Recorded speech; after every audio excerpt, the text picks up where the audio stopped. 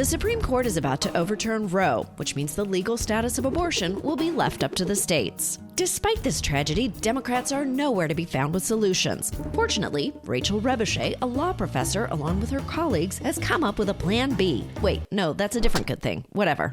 Their plan hinges on federal enclaves that, unlike the states, are controlled by the federal government. So I went to my favorite federal enclave, Yellowstone National Park, to learn more. So this beautiful park, this is a federal enclave. Yes. What is a federal enclave? So a federal enclave is where there is no concurrent jurisdiction with the state, where it's clear that it's the federal government that's in control. So, for example, Wyoming doesn't allow you to be nude in public in the state, and there's not necessarily the same application of that provision in Yellowstone. So I feel like you're asking me to take my top off, and I will do it if it makes this piece more compelling. you know your audience better than I do. So in the thousands of enclaves across the country, state law takes a backseat to federal law unless there's no federal law on an issue like nudity. But Rachel argues that the federal government has actually regulated abortion. The federal government has spoken on abortion. It has regulated abortion through the FDA, and the FDA has already done a lot of work in the expansion of medication abortion after years of evidence that medication abortion is very safe and very effective for 10 weeks of pregnancy. I really didn't see the FDA potentially being the hero of any story this year. The FDA has approved 2 pills, mifepristone and misoprostol, that work together to end early pregnancy. So is that legally, theoretically, all we need to execute this freaking incredible Scooby-Doo plan? What would Joe Biden need to do to make abortion on federal lands like a real thing?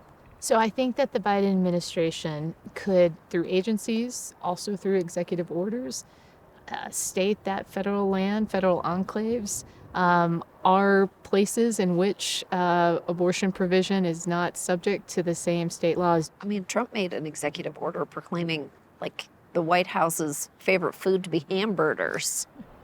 I feel like we could do this. Let's say all of this happened. Would an abortion provider even be able to do it? To find out, I set up a abortion stand, and invited Dr. Jovanina Anthony, one of Wyoming's only abortion providers, to join me and Rachel in Yellowstone. Okay. Woo! So, all right. Does this work for you? Could you provide abortion services in a setup like this? Yes, I could, as long as it's perfectly legal. We did it. Up top. Yes. But you wouldn't need a setup much greater than this. Yes. All that's required in the case of medical abortion is an internet connection and an appropriate HIPAA-compliant platform. Then I think that would be fine with me. In this iteration, maybe you might need some sunscreen. This doesn't seem impossible. There must be a catch. So if the federal enclave plan was something worth pursuing, what would be the risks to a healthcare provider such as Dr. Anthony? So one risk is that Wyoming, for example, could pass a law that tries to target your behavior, even if you are shielded from the state abortion ban. So, there are risks. There are real risks. Right. This is why you got into gynecology, right?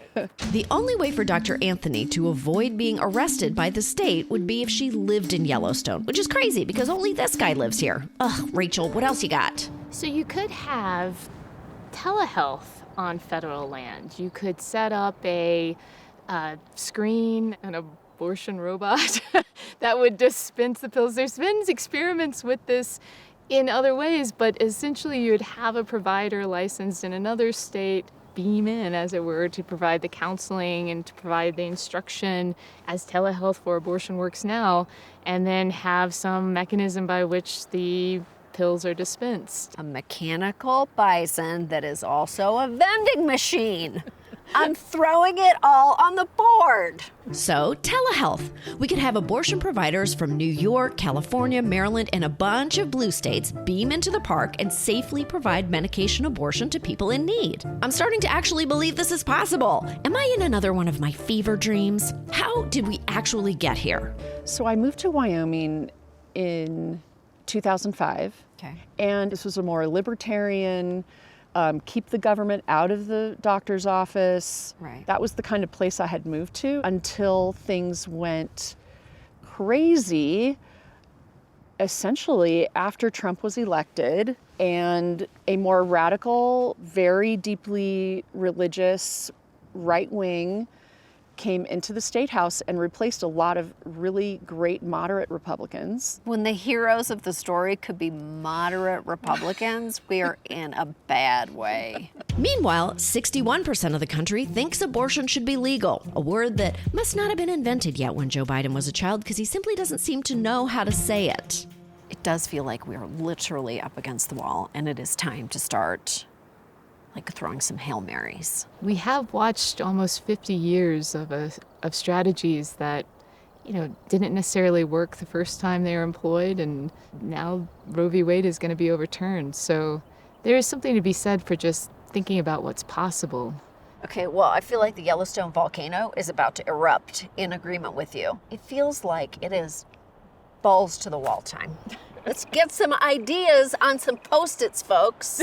Here are some more totally untested ideas that Democrats should feel free to throw on the idea wall. Abortion barge, abortion casino, Mississippi River abortion, airbortion. I'm not even joking with these. Abortion, hot air balloon abortion, military base abortions, or how about the VA just lets abortion providers work at other fucking clinics? None of these ideas require Joe Cinema or Kirsten Manchin. They just need a little courage.